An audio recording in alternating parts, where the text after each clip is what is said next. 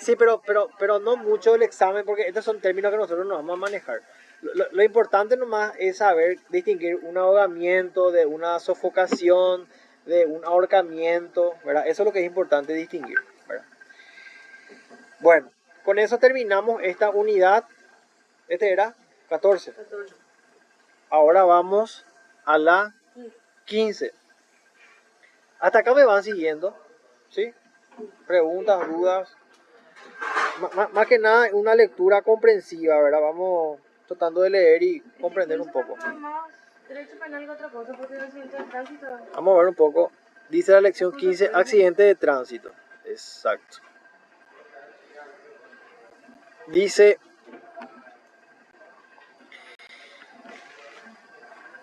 por eso es accidente, porque es un hecho involuntario que ocurre en la vía pública o entregada al uso público que deja daños en las cosas o en las personas y significa la participación de vehículos y peatones. Accidente de tránsito, le atropella a alguien de manera culposa, por eso hablamos de involuntario, por eso es accidente. Factores causales, el factor humano, el vehículo y el medio ambiente. Claro, el factor humano porque estaba mensajeando, el vehículo se rompió el freno y el medio ambiente había un bache, ¿verdad? Entonces son factores que eventualmente inciden en un accidente de tránsito. Bueno, la legislación, vamos a decir, referente a los accidentes. El artículo 82 dice, habla de la cancelación de la licencia de conducir. Esta es una pena complementaria, creo que era, ¿verdad? La prohibición de conducir. No sé si alguien tiene su código penal por ahí. ¿Tenés? Un ratito nomás para mirar. La prohibición de la cancelación de la licencia de conducir es creo que es una pena complementaria, creo que era. Pero puedo estar equivocado. Porque ahí estaba la compensación y la prohibición de la cancelación de la licencia, creo que estaba ahí. Pero puedo estar equivocado. Pero no importa. Sí, y creo que esas medidas se llaman, viste que están las medidas principales, que es la privación de libertad y está la pena de multa. Esas son las principales. Después están las adicionales y creo que después estaban las complementarias, algo así, era que estaban las clases de penas en el Código Penal. ¿Sí? Dice, el tribunal privará de la licencia de conducir al que haya realizado un hecho antijurídico conexo con la conducción de un vehículo automotor. O sea, si estabas manejando. O por ejemplo, el 217 creo que era la exposición al tránsito terrestre. Exposición al peligro del tránsito terrestre creo que era 217, ¿verdad? Entonces, 218, perdón. Entonces, ese por ejemplo puede ser un hecho punible conexo, ¿verdad? Gracias.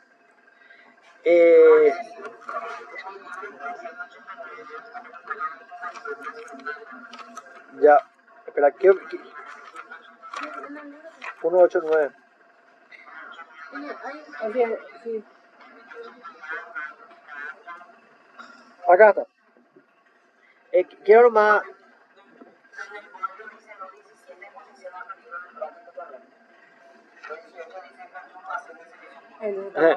Sí, está más en el libro entonces. Suazo 1, libro 0. Mentira. Ya no. El código antiguo fue el que estaba. Puede ser. Acá nomás quiero hacerme una precisión.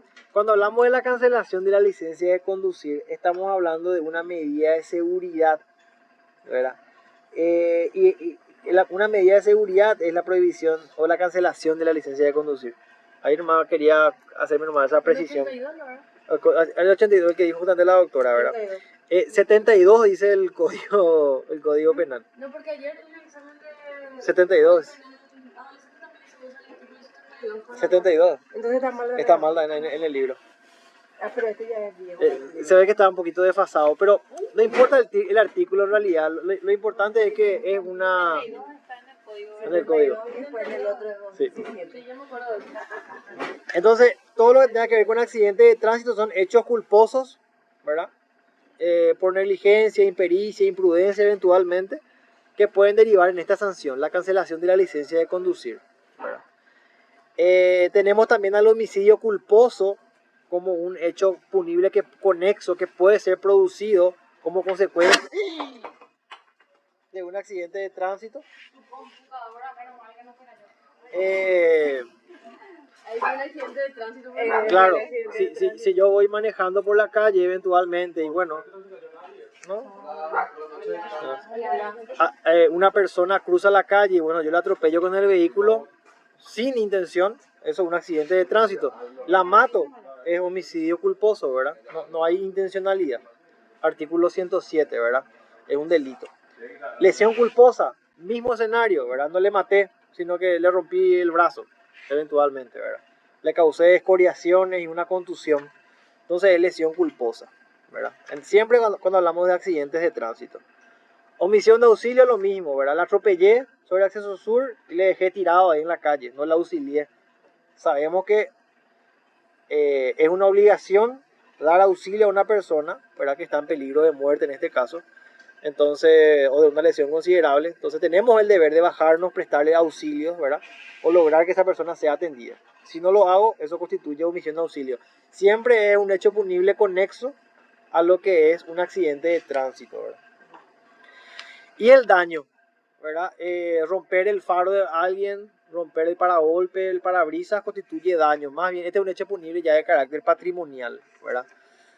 ¿Se acuerdan de ese señor que rompía el faro de la gente que se estacionaba frente a su casa, por ejemplo? Eso es daño, ¿verdad? En un accidente de tránsito le choqué de atrás al auto, le rompí el faro trasero, le rompí el paragolpes. Bueno, constituye un hecho punible conexo a un accidente de tránsito, ¿verdad? La intervención peligrosa, que es justamente lo que yo mencionaba, ¿verdad? Manejar borracho, ¿verdad? No tener o destruir señales de tránsito. Famoso cuando vemos en la ruta, dañar señales es un delito, ¿verdad? Romper el cartel de pares, eventualmente son hechos punibles conexos, ¿verdad? A lo que son accidentes de tránsito, ¿verdad? Exposición al peligro, manejar sin los documentos, bajo los efectos del alcohol, alguna sustancia psicotrópica, ¿verdad? No, el 217 habla del alcohol y las drogas. Sí, el 216 habla de destruir señales de tránsito, dañar las carreteras, producir un obstáculo, sí, exacto, ¿verdad? Son todos hechos punibles que tienen que ver con accidentes de tránsito, ¿verdad? Eso es lo malo que estamos citando. Por eso es que voy pasando, porque son artículos que nosotros ya conocemos y están relacionados nomás a un hecho punible, ¿verdad? La perturbación de los servicios públicos, por ejemplo, si impedís que funcione un ferrocarril, que acá no hay, ¿verdad? Pero bueno, ¿verdad? Instalación que sirva de suministro público, en este caso el aire, la luz, claro, dañar un alumbrado público puede impedir eventualmente el tránsito, puede representar un peligro, entonces se entiende como perturbación de servicios públicos, ¿verdad? Y de vuelta, estos hechos que describimos no es para entender cada hecho punible, sino que solamente para relacionarlos con hechos, como hechos conexos a un accidente de tránsito, ¿verdad? Cuando nosotros hablamos de homicidio culposo, lesión culposa, omisión de auxilio, daño, intervención peligrosa en el tránsito terrestre, exposición al peligro en el tránsito terrestre, son todos hechos conexos a un accidente de tránsito. Perturbación de los servicios públicos, son todos hechos conexos a un accidente. Solamente por eso solamente los menciono, me limito a mencionarlos porque creo que es lo relevante, ¿verdad? Ahora, respecto al peritaje, dice, si es posible reconstruir las etapas del accidente, conocer bien las circunstancias del hecho, investigar las causas del accidente, los trazos y huellas dejadas, relacionar las lesiones con el accidente, relacionar la causa del accidente con el efecto y determinar la responsabilidad y culpabilidad de la víctima. O sea, el perito, en este caso accidentológico, va a determinar cómo se produjo el accidente, ¿verdad? En qué circunstancias, cómo estaba la calzada, cuál era el estado de las cubiertas, cuál fue el recorrido que hizo la cubierta, fue una frenada, a cuántos kilómetros iba ese vehículo. Todo eso puede medirse a través de un trabajo pericial, ¿verdad? ¿Cuáles son las lesiones que produjo ese accidente? La relación que tiene la conmoción cerebral con el accidente. Un accidente de esa envergadura puede producir una conmoción cerebral ¿verdad? La relación de la causa con el efecto, la relación de estar dormido con un accidente de tránsito. ¿Y qué responsabilidad tenía la persona en la producción de ese accidente de tránsito, ¿verdad? Entonces, todo eso se determina a partir del peritaje, ¿verdad? Que es el estudio específico sobre las causas del hecho. En este caso, el hecho constituye un accidente de tránsito.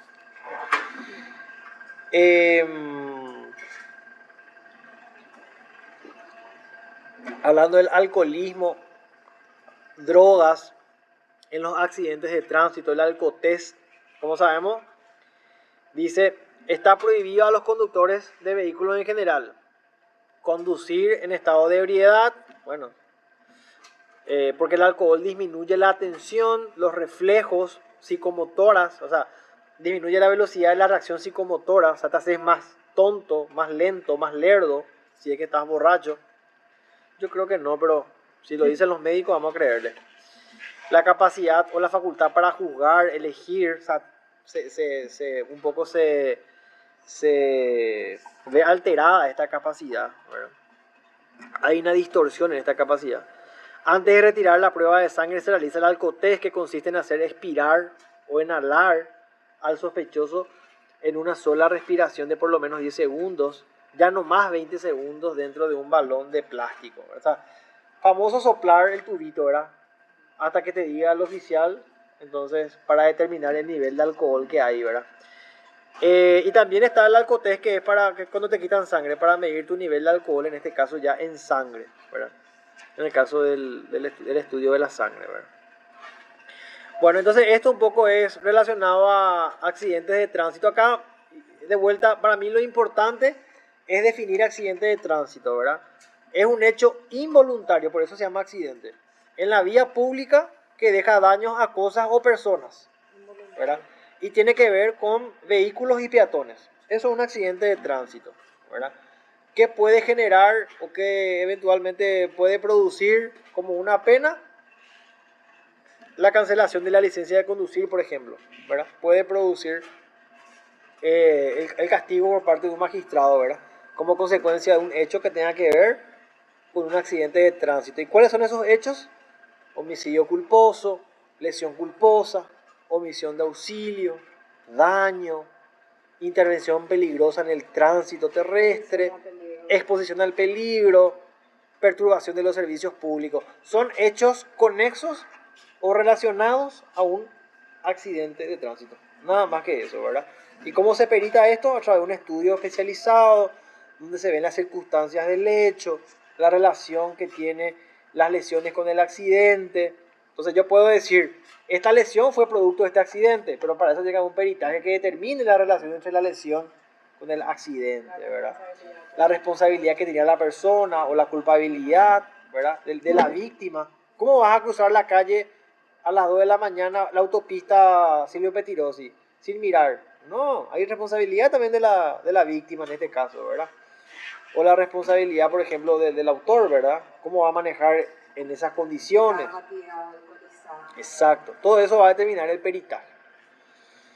Y bueno, como sabemos, está prohibido conducir alcoholizado o drogado. Hay una nueva ley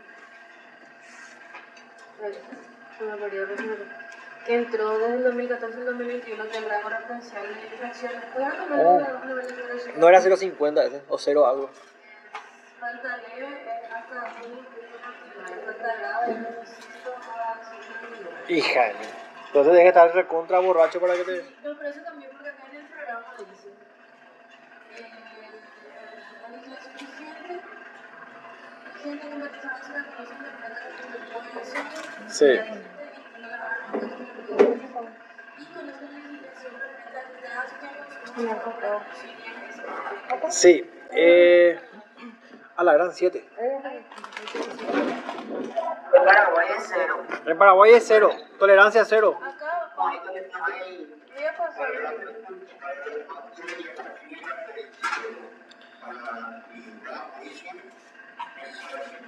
0,50. Para mí que era 0,50. Claro, para que sea una falta administrativa, creo que era... No se tolera nada. O sea, es una falta administrativa. O sea, se te multa si tomaste una botellita, un traguito, se te multa. Falta administrativa. Ahora, para que tome intervención el Ministerio Público, tiene que superar 0,50, página 195 del libro. Si supera 150, Tolerable 0,50.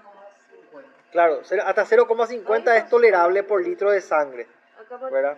el que mandé el nuevo, el que cambió, no sé qué. Esto está, a ver un poco. Hasta 0,50 lo que Sí. Dice, voy a leer esta parte. Pues este es de Europa, en realidad. Este es de Europa. ¿Cómo te leas nuevo? Ahí envió un ratito, voy a leer lo que envió Dayana.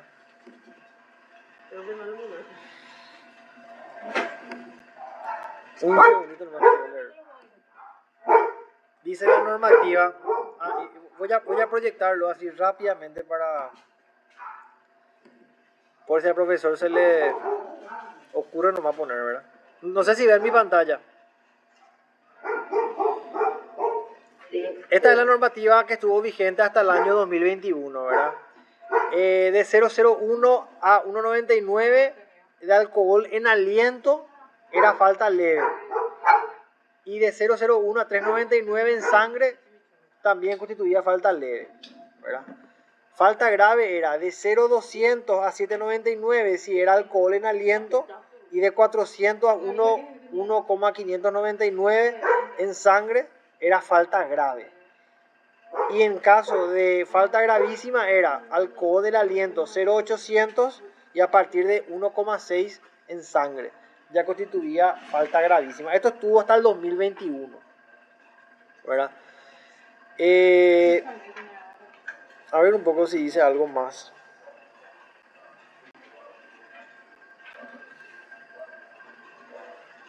La norma vigente. La norma vigente dice que de 0,001 a 0,199 en aliento y 0,399 en sangre es falta leve. Falta grave de 0,2 a 2,50 en aliento y de 0,4 a 0,5 en sangre ya es falta grave.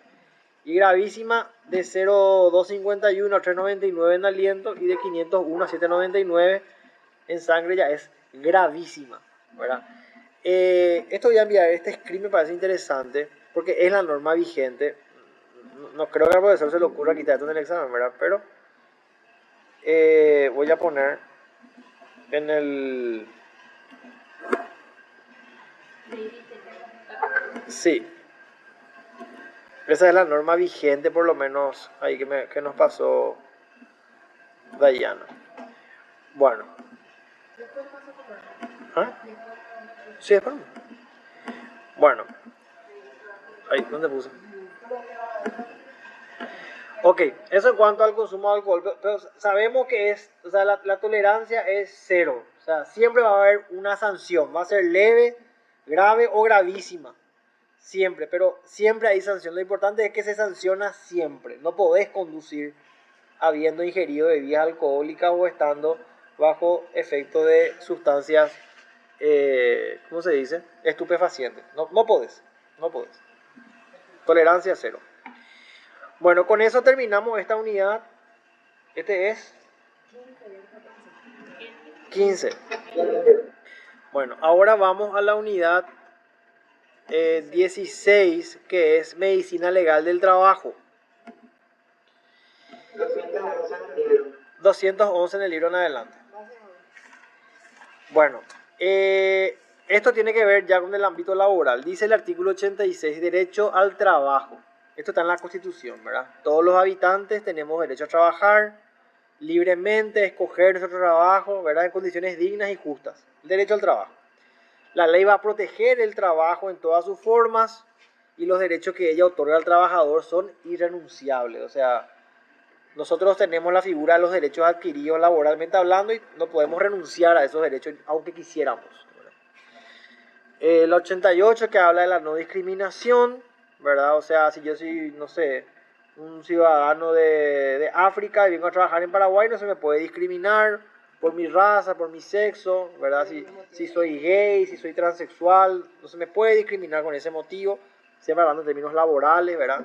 Por mi condición social, por mis preferencias políticas. O sea, yo puedo ser amante de Efraín y trabajar sin problema. Nadie me debería crear mayores problemas, ¿verdad?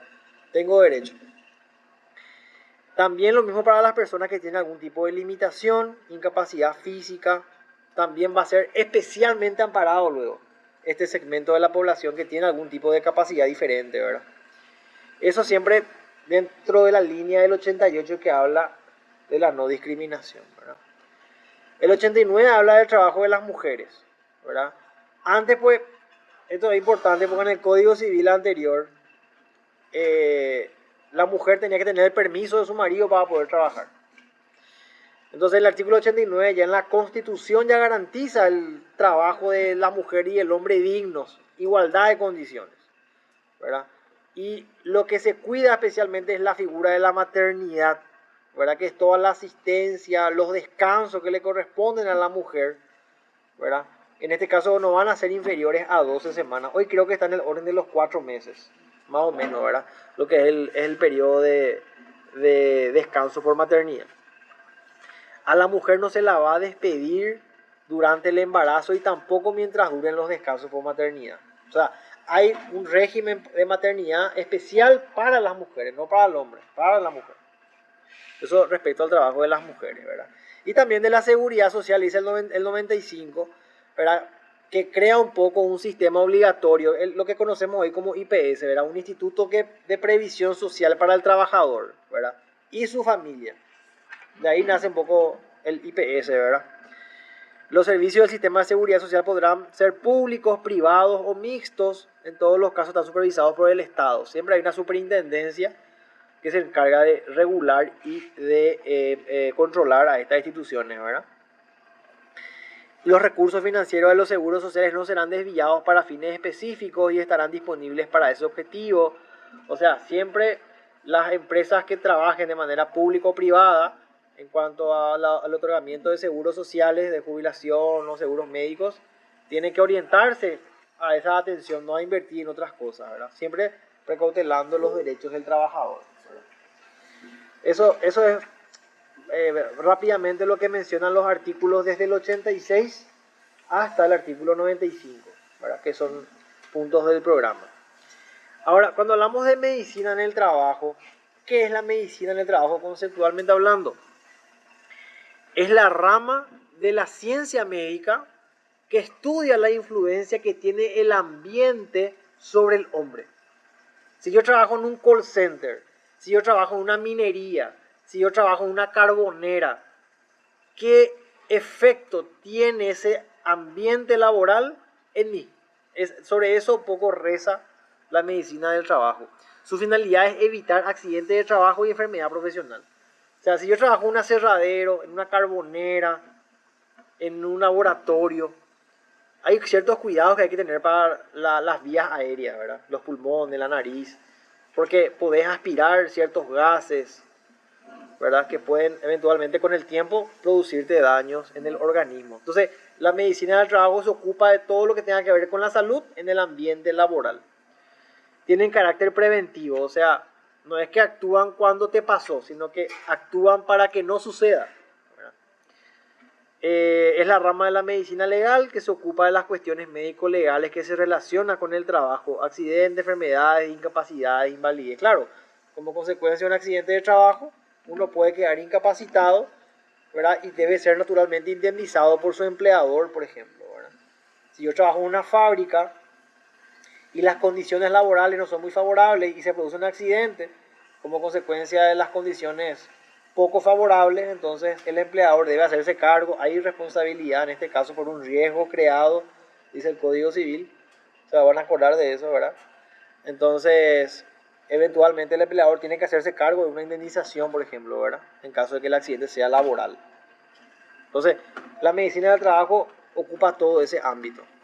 ¿Y a qué denominamos accidente de trabajo? Es todo hecho, dice, que en ejecución del trabajo o en ocasión por consecuencia del mismo produzcan lesiones corporales. O sea, todo aquel evento que esté relacionado al trabajo que produzca lesiones corporales, mediatas o inmediatas, aparentes o no aparentes, superficiales o profundas. O sea, las lesiones pueden ser en el momento o como consecuencia del trabajo pueden ser ocultas también las lesiones, porque hay mucha gente que eventualmente tiene lesiones no necesariamente de orden físico, sino de orden emocional, que le produce el trabajo y están ocultas, ¿verdad? Entonces, también se ocupa un poco de eso, los accidentes de trabajo, de todo ese tipo de lesiones que puede llegar a sufrir una persona, ¿verdad? Tienen que haber tres elementos para que podamos hablar de accidente de trabajo: una causa, un lugar y una cronología, para poder identificar un accidente de trabajo. ¿Cuáles son los factores causales? Los humanos, que son las condiciones del trabajador en lo físico, psíquico y moral, el factor humano. Las condiciones del trabajo, la agresividad del ambiente, la higiene ambiental, las herramientas, que son los equipos y máquinas, las medidas de seguridad, que son las señales, los carteles instructivos, son los factores causales eventualmente de un accidente, ¿verdad? La persona, ¿verdad? Yo estoy capacitado para hacer ese trabajo, tengo los requerimientos físicos, psíquicos para poder ejecutar ese trabajo. Las condiciones de trabajo, ¿verdad? ¿Cuáles son las condiciones en las cuales tengo que desarrollar ese trabajo? Hay higiene en el ambiente, se cuidan los baños, se cuida el lugar de trabajo, estoy expuesto a infecciones, estoy expuesto a gases o a riesgos de caída, de accidentes. Las herramientas que me dan para trabajar, ¿verdad? Equipos en buen estado, no máquinas que presenten fallas y puedan ocasionarme daños, ¿verdad? Y las medidas de seguridad, ¿verdad? Todas las precauciones que tome esa actividad profesional, siempre cuidando de su capital humano, ¿verdad? Entonces, son factores causales de los accidentes. Son 1, 2, 3, 4. Humanos, condiciones de trabajo, herramientas y medidas de seguridad. Bueno, siempre hablamos de la figura del peritaje, ¿verdad? Saber si existe dependencia o ligación de la causa-efecto entre el accidente del trabajo y la lesión. O sea, el peritaje va a determinar si realmente fue la actividad laboral la que produjo esa lesión. Va a intentar conectar la causa, que es el trabajo, con el efecto, que es la lesión, ¿verdad? El examen del accidentado, las circunstancias del accidente, ¿verdad? Son todos elementos que va a valorar el perito a la hora de determinar un accidente laboral. Y la importancia médico-legal. Dice, todo trabajo comporta un riesgo. Claro, yo sentado aún en mi escritorio, eventualmente puedo sufrir un daño en el trabajo, ¿verdad?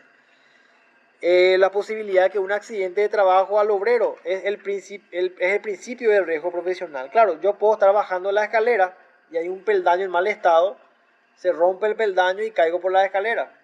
Siendo oficinista puede ocurrir eso, ¿verdad?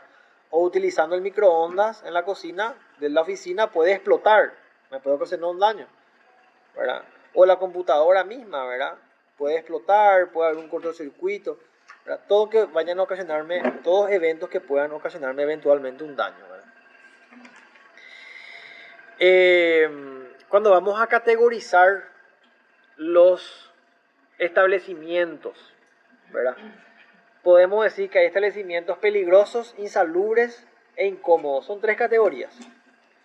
Los peligrosos, todo lo que tenga que ver con la actividad del petróleo, la pólvora, ácidos, fósforos, fábricas de cemento, de vidrio, esos son establecimientos peligrosos, ¿verdad? Insalubres, fábrica de pintura, aceite, tinta, jabón, tabaco, porque afecta a la salud de la población. Esos son los insalubres. Y los incómodos, mataderos, tambos, caballerizas, más que nada porque molestan a los vecinos por los olores, dice, ¿verdad? Esos son trabajos incómodos, ¿verdad?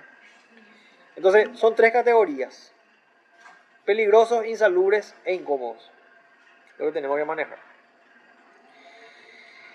Y la valoración legal de las incapacidades. Como nosotros sabemos, la incapacidad era la imposibilidad de realizar una labor para la cual fuiste entrenado o para la cual fuiste capacitado, ¿verdad? Esa es la incapacidad física, la incapacidad cuando hablamos de en términos médicos, ¿verdad? Hasta incómodo nomás. Ya.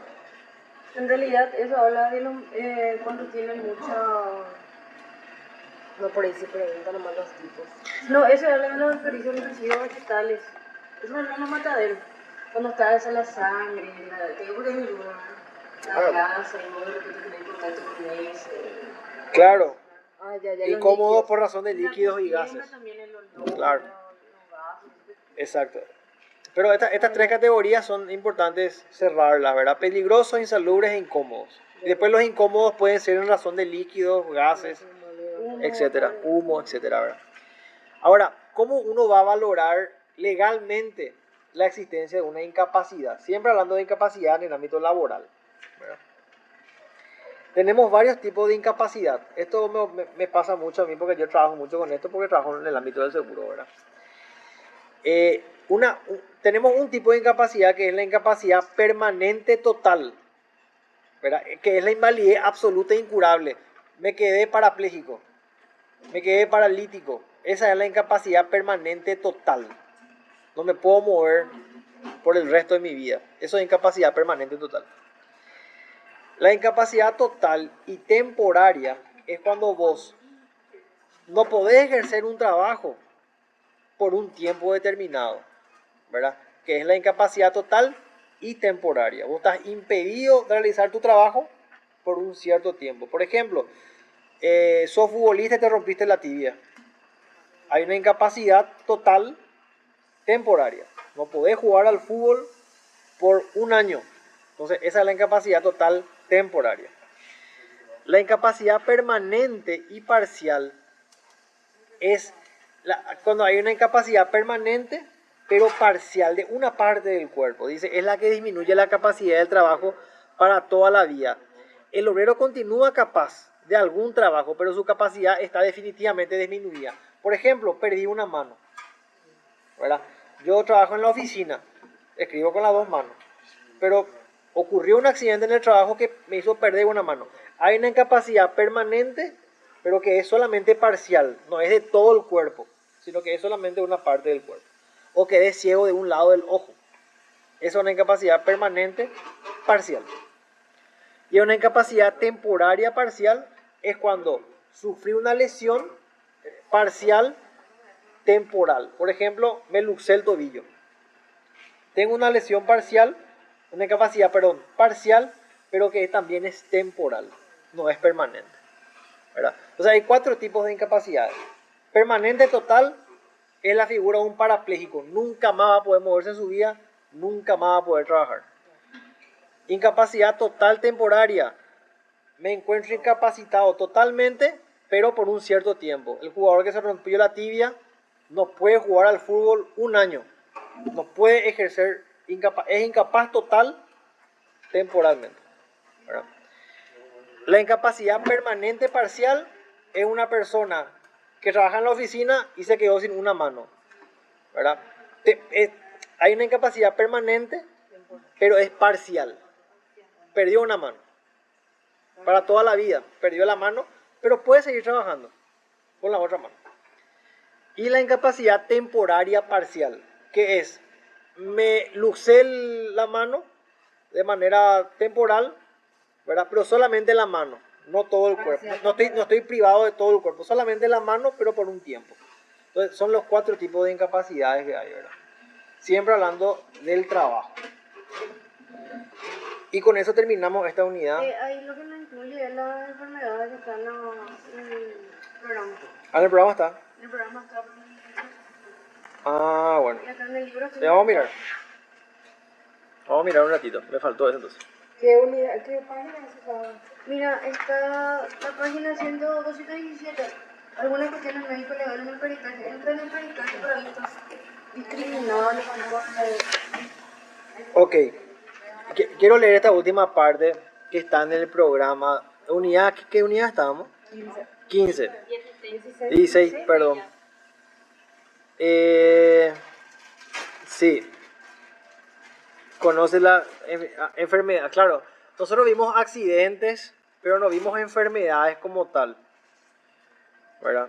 Entonces vamos a ver un poco algunas, porque realmente el resumen no lo dice. Claro, porque yo puedo estar incapacitado totalmente, porque me quedé parapléjico por un accidente. Pero también puedo sufrir una incapacidad total y permanente por una enfermedad. Por supuesto. Algunas cuestiones médico-legales, dice. El peritaje en infortunística o enfermedades y accidentes de trabajo tropieza a veces con serie de dificultades al enfrentarse con problemas aún debatidos o inherentes a su propia naturaleza. Recordemos los más comunes y difíciles. El dolor, la exageración y la simulación. Claro, ¿cómo medís el dolor? El estado anterior y complicaciones, que son las concausas que nosotros ya vimos, ¿verdad? La hernia, la tuberculosis, los tumores, son eventualmente enfermedades que pueden motivar una incapacidad. Hay que ver nomás si es total permanente, si es total parcial, si es total Entonces, con un peritaje temporaria. más exhaustivo, Claro. hay que determinar la inmunización. Exacto, acá lo que tenemos que saber nomás para no... Porque acuérdate que en el derecho laboral prácticamente es 100%, entre comillas, al empleado que al empleador. Claro.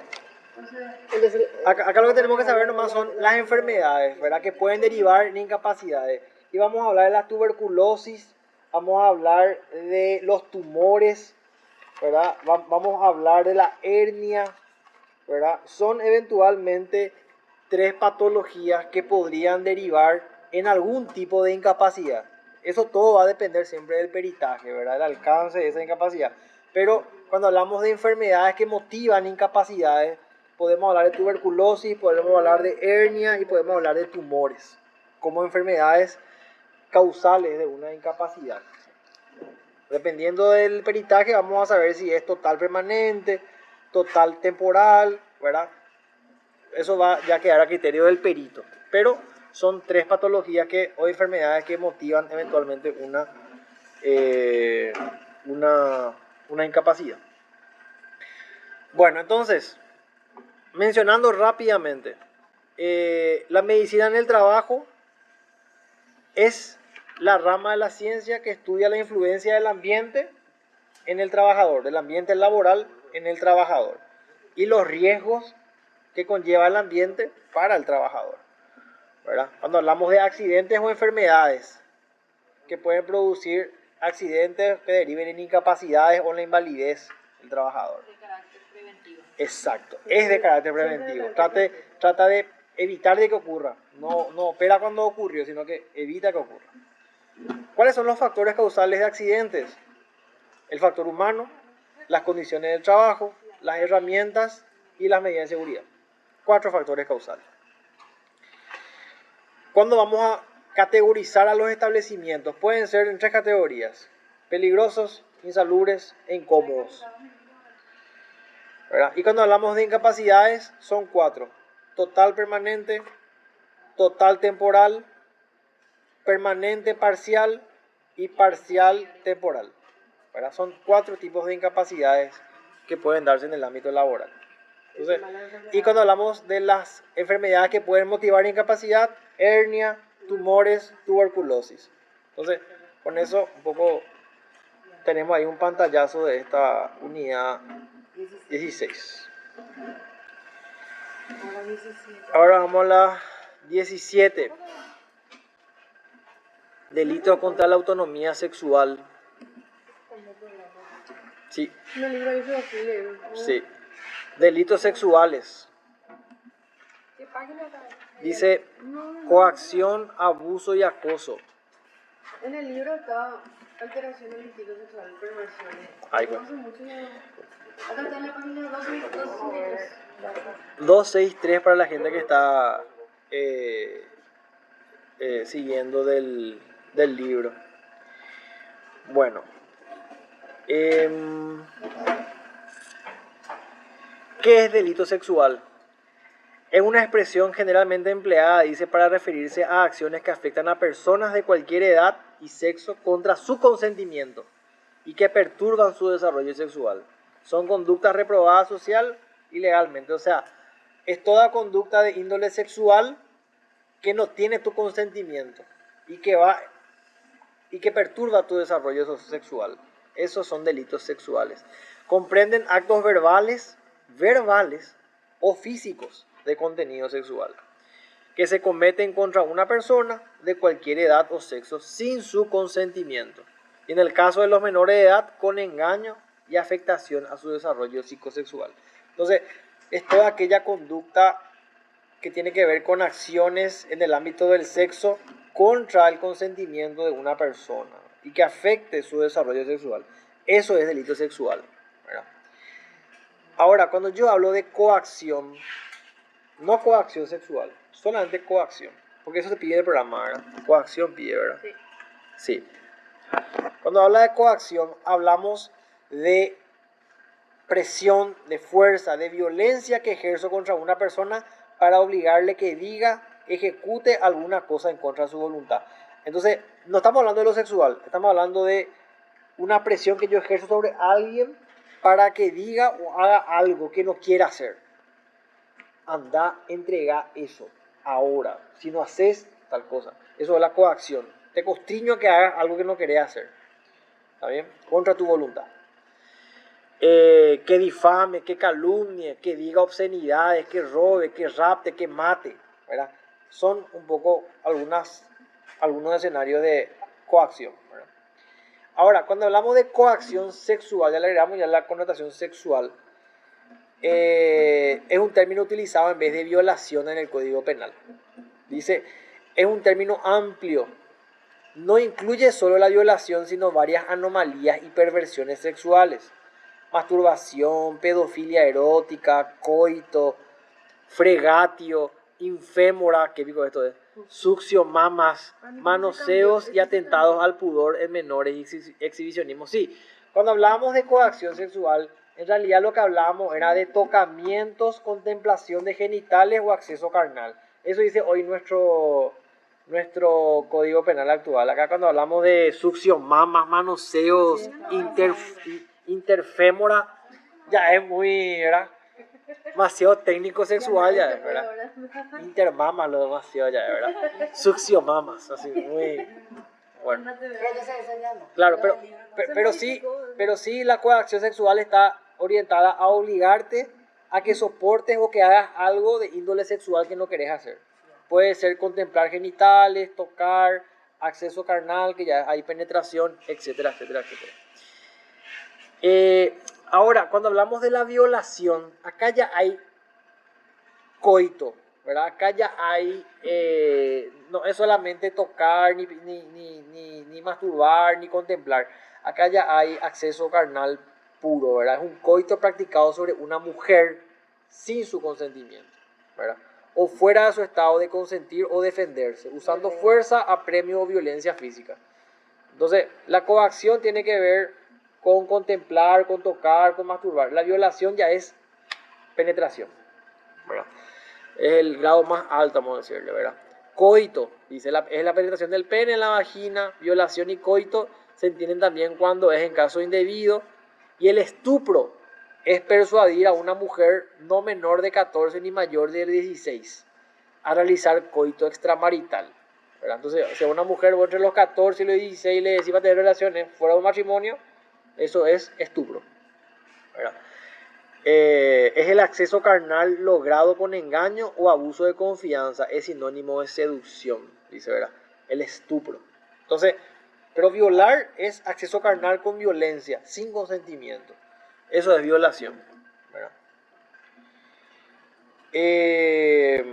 Cuando hablamos de abuso, es el uso ilegal de facultades y derechos atribuidos por ley. Mal uso indebido, impropio, injusto, excesivo de algo o alguien. Trato deshonesto de una persona. Ultraje del pudor. El abuso sexual es toda conducta o comportamiento que atenta contra los derechos básicos fundamentales de las personas, a la vida, a la libertad, a la integridad. O sea, no tiene que ver no tiene que ver con el sexo propiamente, sino que tiene que ver con todos los derechos inherentes a la persona, ¿verdad? Se manifiesta con conductas agresivas temporales o penetrantes o permanentes que buscan lesionar, humillar, degradar, expresar dominio, opresión sobre una persona. Sobre eso trata el abuso. Tiene un carácter más general, ¿verdad? La violación, el acoso sexual es de índole sexual, ¿verdad? El abuso tiene que ver más con un mal uso de derechos en perjuicio de otra persona y sus libertades o sus derechos básicos, ¿verdad? Eso es el abuso.